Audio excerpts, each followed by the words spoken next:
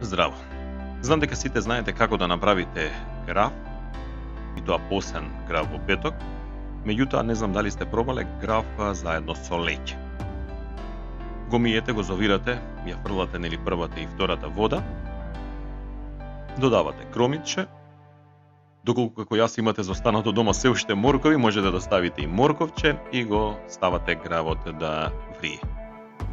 Колку време треба се зависи од тоа каков граф имате, колку е стар, сигурно некаде час и половина најмалку.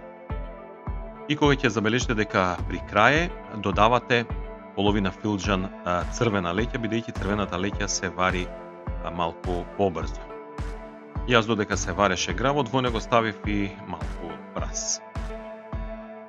Бидејќи е без запршка и без зејтин, црвената леќа му дава на гравот и густина, и се надевам дека ќе ви се допадне ова јадење. Ставате магдонос, јас во граф обично посен ставам и малку нане, вегета и се разбира сол. Имајте убав апетит. Со нас учењето германски е полесно. Онлайн часови, видеа на YouTube, скрипта прилагодена за вашите почетнички потреби.